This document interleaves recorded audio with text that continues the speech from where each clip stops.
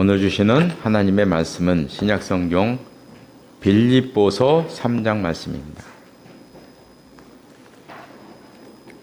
신약성경 321쪽에 있습니다. 빌립보서 3장 1절에서 9절 말씀까지 1절에서 9절 말씀까지 한 절씩 교독하시겠습니다. 제가 먼저 3장 1절을 읽겠습니다. 끝으로 나의 형제들아 주 안에서 기뻐하라. 너희에게 같은 말을 쓰는 것이 내게는 수고로움이 없고 너희에게는 안전하니라.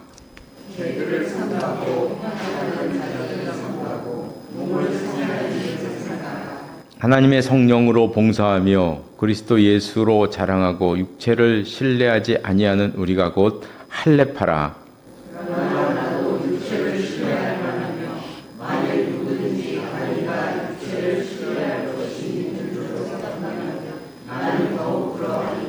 나는 8일 만에 할례를 받고 이스라엘 족속이요 베냐민 지파요 히브리인 중에 히브리인이요 율법으로는 바리새인이요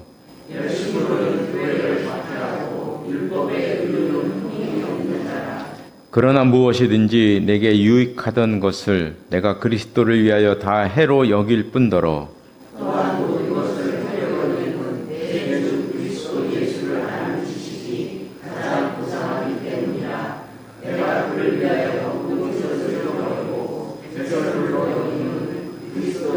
함께 보겠습니다.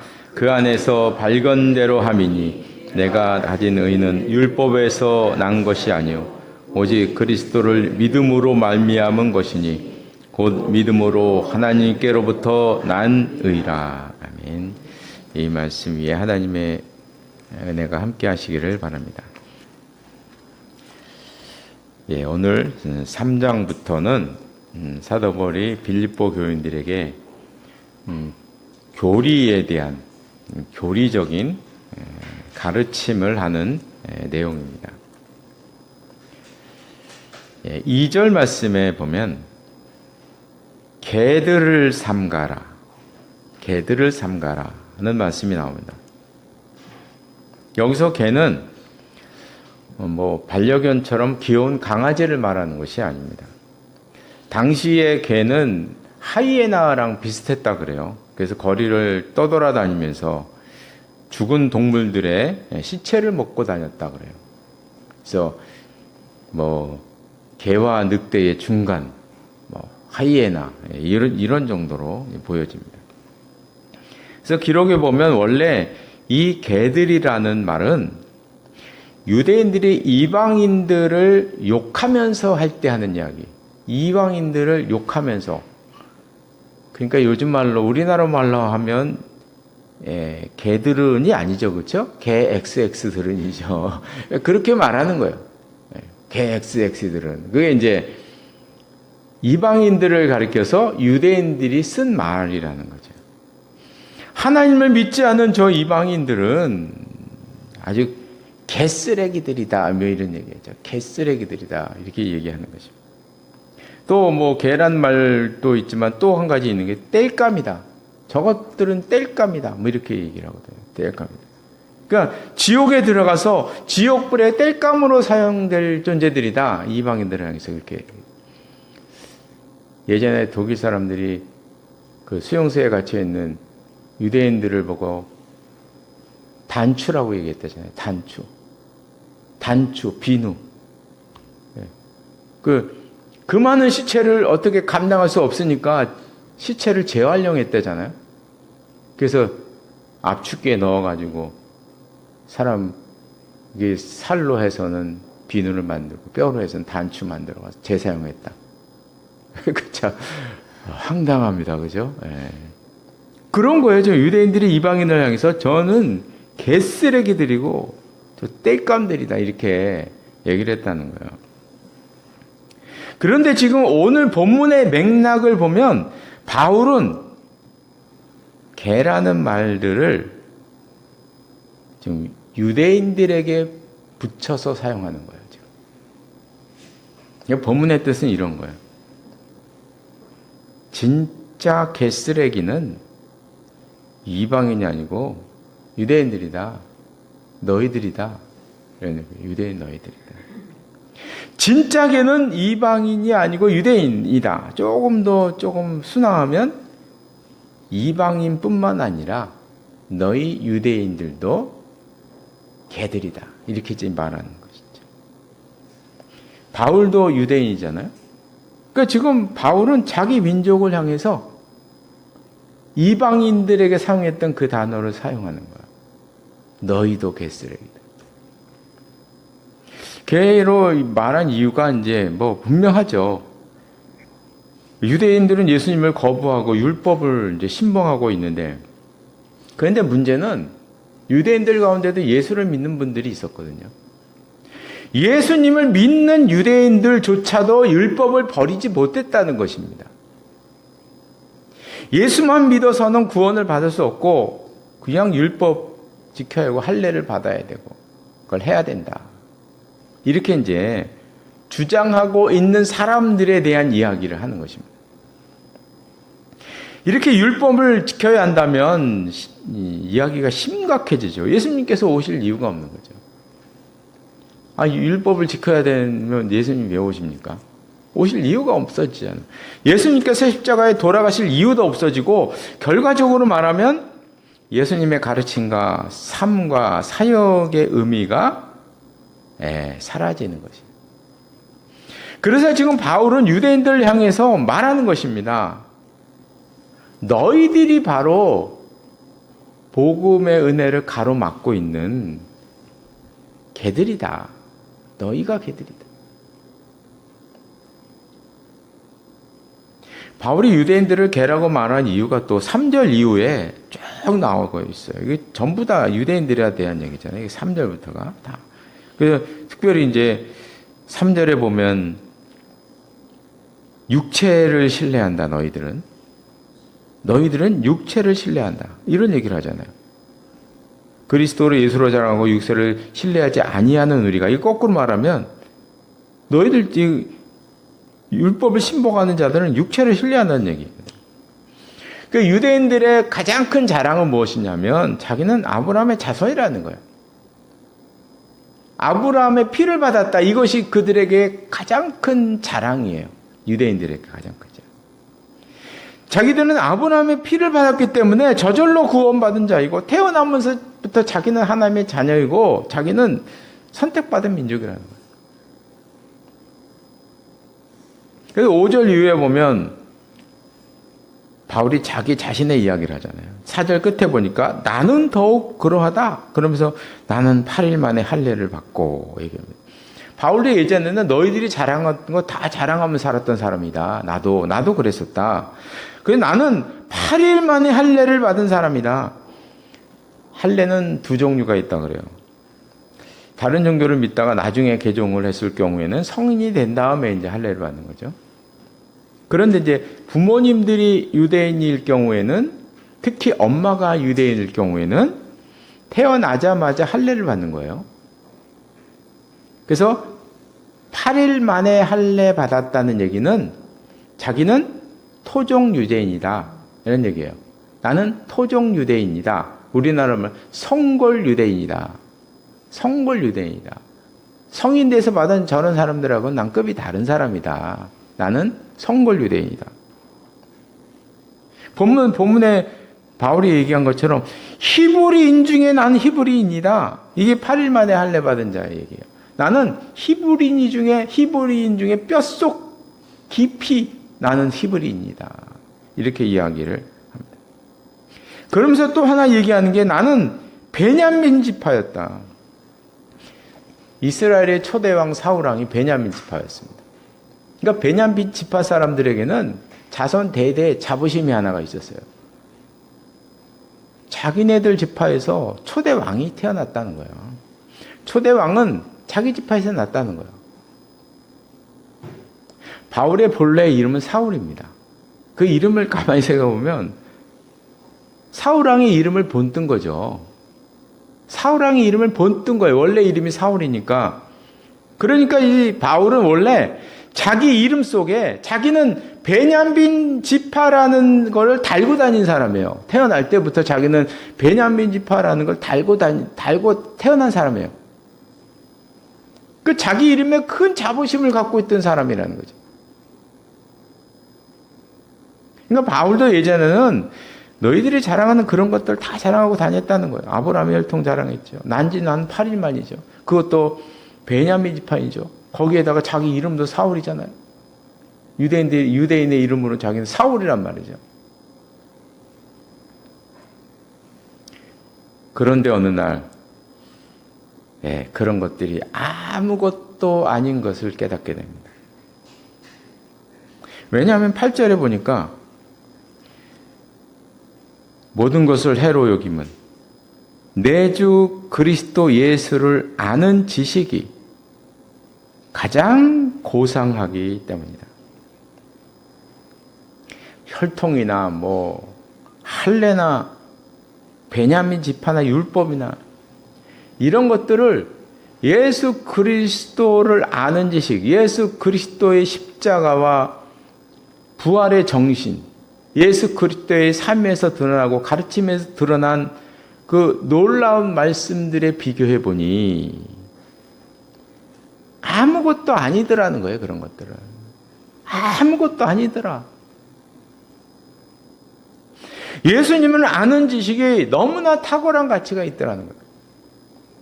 그래서 베냐민 집하면 어떻고 단집하면 어떻고 이방이면 어떻고 그런 게 중요한 것이 아니다 하는 것을 알게 된 것이에요.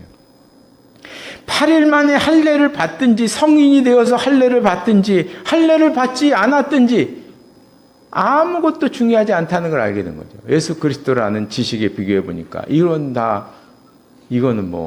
버려야 할 것들이라는 걸 알게 된 것입니다. 그러면서 이제 8절 하반절에 이렇게 얘기하고 있어요. 내가 그를 위하여 모든 것을 잃어버리고 배설물로 여겼다. 지금까지 자기가 의지했던 가문이나 혈통이나 할례나 율법이나 이런 모든 것들을 예수 그리스도를 아는 이 지식에 비교해 보니까 이거는 완전히 대소변이더라는 거죠. 대소변이더라. 오늘 본문에서는 바울이 참 심한 말을 합니다. 그죠? 참 거친 말을 지금 하고 있어요. 우리가 들어도 이거 유대인들을 가리켜서 너희도 개쓰레기다 막 이렇게 말하고 개들이라고 말했지만 이건 개 XX다 이거잖아요. 지금 너희가 자랑하던 모든 것들은 다 배설물이다. 대소변이다. 이렇게 얘기를 하고 있어요. 지금 바울은 이렇게 심한 말을 사용하고 있는 이유가 분명하죠. 그런 것들이 신앙에 해가 되니까 그런 거죠. 지금 하나님을 아는데 오히려 장애가 되더라는 거 이런 것들이 방해가 될 뿐만 아니라 신앙을 변질시키고 있는 거예요. 변질시키고 있는 거 이런 것들이. 이제는 버려야 할 것들을 다 버려라. 이 버려야 할 것들을 버리지 못하고 유대 그리스도인, 특히 예수를 믿는 사람 중에 유대인들 중에 예수를 믿는 사람들 향해서 지금 얘기를 하는 거거든요.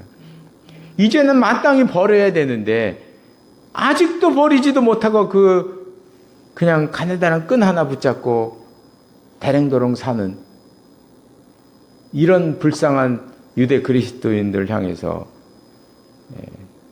진짜 중요한 것들을 못 보는 너희들은 이제 그런 것들을 버려야 한다.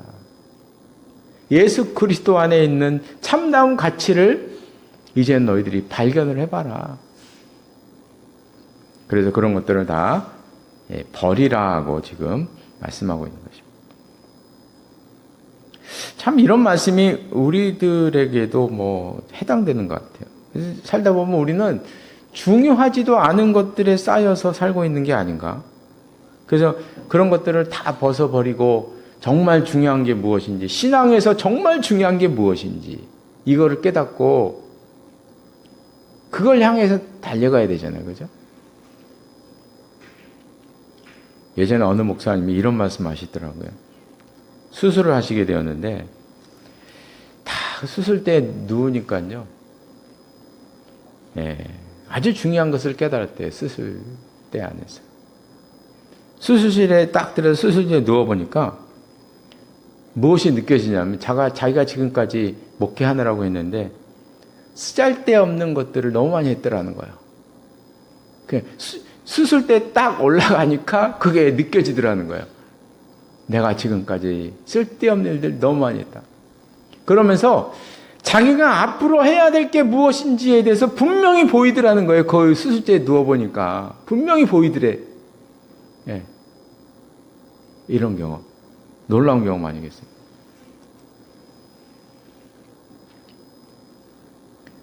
이제 말씀을 마치겠습니다. 제가 얼마 전에 글을 한번 읽었는데요. 어느 목사님이, 이것도 어느 목사님의 글인데 이런 글을 얘기하시더라고요. 지금 우리는 영적 비만증에 걸린 것 같습니다. 내용이 이제 그런 내용이었어요. 영적 비만증에 걸린 것 같아요. 그러면서 이제 칼럼식으로 글을 쓰셨는데 너무나 많은 말씀을 듣고 산대요, 우리는요. 텔레비전 틀어도 말씀 나오고 성경 공부도 많고 예배도 많고 너무나 많은 말씀을 듣고 산다는 거죠. 너무나 많은 것. 또 너무나 많은 것들을 하고 있다는 거예요. 교회에서도 그렇고 뭐 신앙이라는 이유로 뭐 하는 게 너무 많다는 거예요. 지금 너무 많다는 거예요. 사람이 비만이 오면 당뇨도 오고 혈압도 오고 뭐 각종 수치가 다 올라가고 대사증후군이 막 생겨나는 거잖아요. 그렇죠? 우리 몸이. 영적으로 이제 그걸 비교해서 얘기하시는 거예요. 이 신앙도 너무나 많은 말씀이 있고 말씀을 듣고 하는 게 너무 많아다 보니까 막 뚱뚱해져 가지고 뚱뚱해도 비만돼 가지고 각종 병에 막 걸리는 것 같다. 그렇게 이야기를 하시는 거예요. 심각히 동의가 되더라고요. 너무 많은 것들을 병에 걸리고 있다. 그래서 뭐 하나를 착각하고 있는데 뚱뚱해진 걸 가지고 믿음 좋다고 하고 있더라. 지금 뚱뚱해졌는데 그걸 갖고 믿음 좋은 것이라고 말하고 있더라. 그래서 영적 다이어트가 필요한 시대가 아니냐. 이런 글을 쓰셨더라고요. 쓰셔서. 이게 멀리서 이렇게 보니까 정말 그런 거. 이 말씀에 상당한 동기를 받았어요. 사실 우리가 신앙생활이라는 건 간단하잖아요. 복잡한가요? 간단해요. 복음은 진짜 간단한 거예요. 세상에 복음만큼 간단한 게 없는 거예요. 예수 그리스도를 믿는 믿음. only 있잖아요. only 예수 그리스도를 믿는 믿음이잖아요. 뭐 다른 것도 있나요? 없잖아요. 그 믿음으로 그런 말씀을 듣고 말씀을 은혜를 나누면서 살아가는 거.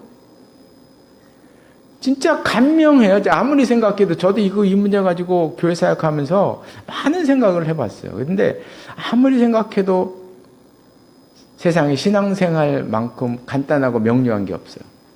그거거든요. 아까 말했다.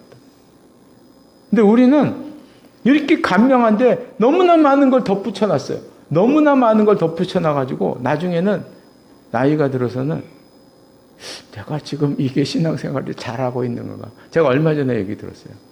정말 평생 헌신하면서 열심히 하시던 성도님인데 얘기하시더라고요. 내가 지금 잘하고 있는 건지도 모르겠고 내가 지금까지 뭘 위해 살았는지도 모르겠고 이러다가 내가 아까 그 폭군의 이미지도 가지고 계시는 것 같아요. 이거 하나님한테 가서 내가 야단 맞고 혼나고 이러는 거 아닌가? 뭐 이 떨고 나는 거 아니냐? 뭐 심지어는 막 이런 막 공포가 많이 들더라는 거예요. 지금도 열심히 하세요. 제가 봐도 지금도 열심히 하세요. 그런데도 그러는 거예요. 그 도대체 왜 이런 현상이 벌어졌는가? 너무 복잡하게 만들었어요, 신앙. 너무 복잡해. 믿음이 좋은, 어떻게 믿음이 좋다는 게 뭡니까 도대체? 믿음이 좋다는 거, 이 하나에 너무나 많은 게 붙어 있어. 이것도 해야 되고, 저것도 해야 되고, 너무 많아. 10대까지가 있어. 그러다 보니까 이걸 다 해야 믿음이 좋다 그래. 그러니까, 나중에 가서는 번아웃이 되어버리는 거야. 근데 속으로는 겁이 나는 거. 이걸 다 떨궈내면은 자기가 혼날까봐 겁이 나서 이거는 다 갖고 있는 거는 지금도 계속 갖고 있으면서 속으로는 겁이 나는 거예요. 이거 다 놓으면 어떻게 될까봐. 지금까지 가지고 있던 10대까지의 이 모든 것들을 해야 믿음이 좋다 그랬는데 지금에 와서는 겁이 나는 거예요. 막 덜컥 겁이 나는 거예요. 어떻게 해야 될지 모르겠대죠. 그래서 이제 그런 말씀드렸죠. 아무도 그런 고민들을 안 한대 옆에서. 그게 자기가 잘못된 것 같아요. 그래서 제가 말씀드렸죠. 성도님이 올바른 고민을 하고 계시는 겁니다. 그런 고민 안 하는 사람이 이상한 거예요, 지금. 그 고민이 적당하고 맞는 거지. 그렇잖아요. 예. 그렇게 오랫동안 그렇게 달려왔는데 지금 남은 게 없는데 어떻게 그러면 어떡하겠어요? 그게 정말 신앙은 간단하고 심플한 것인데 자꾸 붙여서 그런 거예요. 자꾸 붙여서.